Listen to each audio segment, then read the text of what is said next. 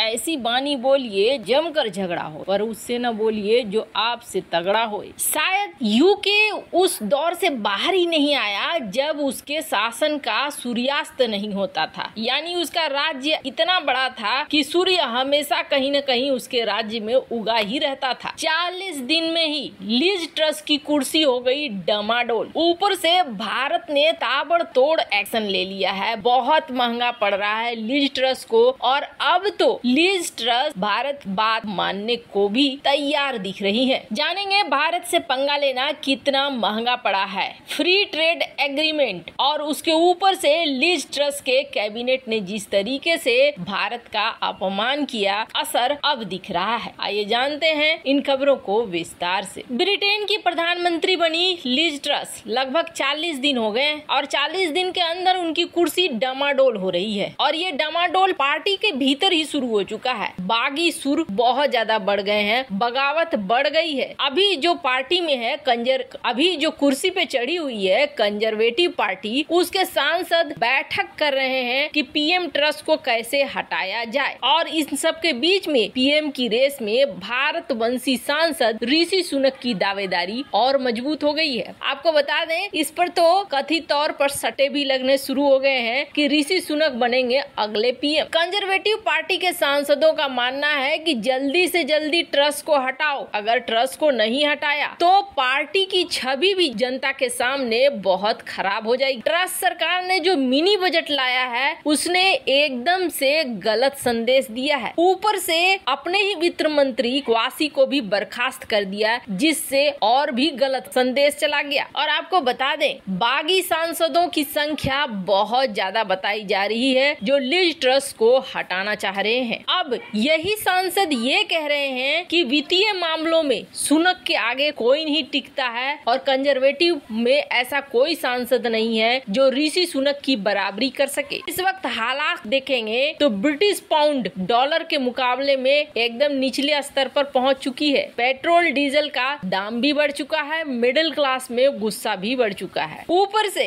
रूस ईंधन सप्लाई रोक चुका है और सर्दियां घुस चुकी है। जल्दी जल्दी ट्रस्ट ने सोचा कि जो भी फैसले लिए हैं उससे यू टर्न ले लेते हैं, समस्या का हल निकल जाएगा, लेकिन ऐसा हुआ नहीं। इसने यू टर्न लिया, लेकिन उस यू टर्न से कोई फायदा नहीं हुआ, क्योंकि पहले से ही आर्थिक संकट में फंस चुका था। अब पार्टी के 62% लोग ये मानते हैं कि जो ट्रस्ट का चुनना था ये बहुत गलत था। ट्रस्ट ने वित्त मंत्री को निष्कासित कर दिया, निकाल दिया, और सोचा कि इस जिम्मेदारी से पल्ला झड़ गया, जबकि ये गलत है। आपको बता दें, सुनक के पास अभी भी 250 में से 137 सांसदों का समर्थन है, जबकि ट्रस्ट के समर्थक मात्र 113 हैं। सुनक फिलहाल तो चुप्पी साधे हुए हैं, पर कहा जा रहा है कि पर्दे के पीछे से खेल रहे हैं खेल। अब जहां एक तरफ ये सब कुछ हो रहा था, वहीं कहते हैं ना, एक के ऊपर एक बवाल। और दूसरी बड़ी बात ये है कि जब विनाश का समय होता है ना, तो बुद्धि बिल्कुल विपरीत हो जाती है। यही हुआ ट्रस्ट सरकार का। ट्रस्ट सरकार की विदेश मंत्री भारत के लोगों पर अलग तरीके का बयान दे चुकी थी, और ब्रेवरमैन के इस बयान ने बहुत ज्यादा हानि पहुंचाया एफटीए को, फ्री ट्रेड एग्रीमेंट जिसको यूके साइन करना चाहता था। बोरिस जॉनसन तो इस फ्री ट्रेड एग्रीमेंट को साइन करने के लिए कितनी बार भारत आने का प्लान बना चुके थे। आखिरकार महामारी काल में भी वो भारत आए ही थे, पर फ्री ट्रेड एग्रीमेंट पर एकदम से ठंडे बस्ते में डाल दिया इस फ्री ट्रेड एग्रीमेंट को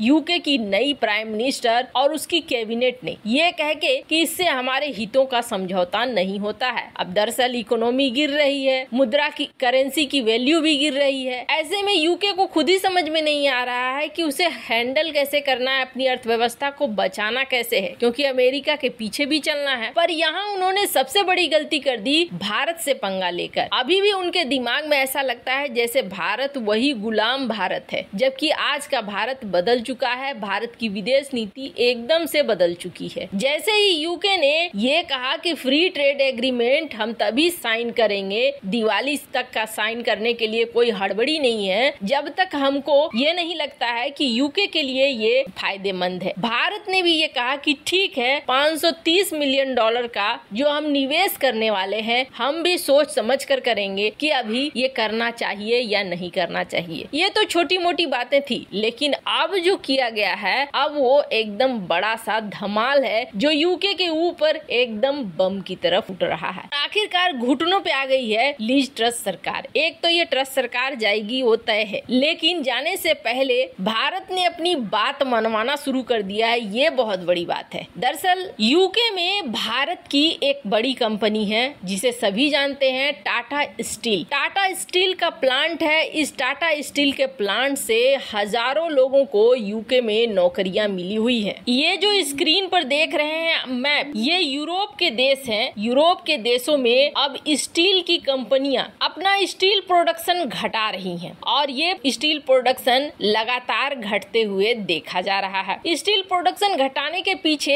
एक बड़ा कारण है और वो कारण ये है कि इन कंपनियों को ये कहा गया है कि कार्बन उत्सर्जन हमें कम करना है और कार्बन उत्सर्जन कम करने के लिए जो फर्नेस है, वो फर्नेस जो कोयला वगैरह से चलता था, अन्य ईंधनों से चलता था, उसे हमें इलेक्ट्रिक बेस्ड बनाना होगा। यानी बिजली से ये फर्नेस चला करेंगे, आप उसमें बदलाव करें। बहुत सारे देश हैं जहाँ पे बदलाव शुरू हो चुके हैं, तो प्रोडक्शन को कट किया गया है और इन बदलाव के बीच में सरकार भी मदद कर रही है। सरकार भी दे रही है पैसे कि आप अपने नॉर्मल फर्नेस को बदल दीजिए और बदल कर आप इसे बना लीजिए इलेक्ट्रिक। इस तरीके से चल रहा है। फ्रांस हो, जर्मनी हो, इटली हो, पोलैंड हो, सर्बिया हो, स्लोवाकिया हो, इन सब में इसी तरीके से कंपनियां बदलाव कर रही है ताकि देश 0% कार्बन उत्पादन करने का जो लक्ष्य है उसे हासिल कर सके। ये सब कुछ तो ठीक था। यूके में भी प्लान किया गया कि 2050 तक हम एकदम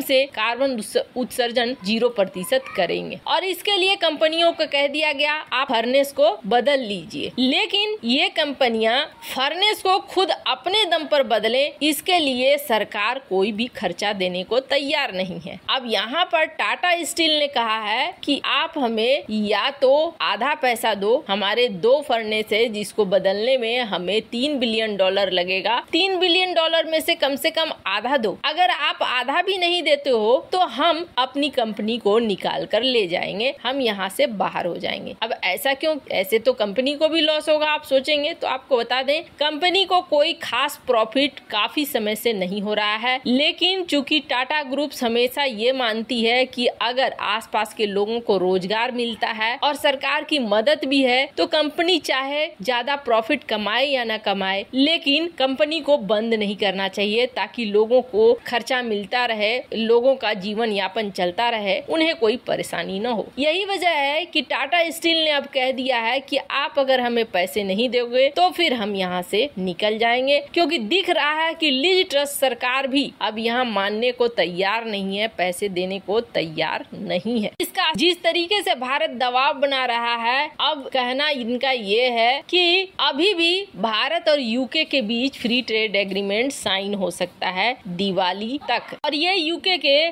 गवर्नमेंट के सोर्स बोल रहे हैं। वैसे इन सब मामले में आपकी क्या राय है, कमेंट कर जरूर बताएं।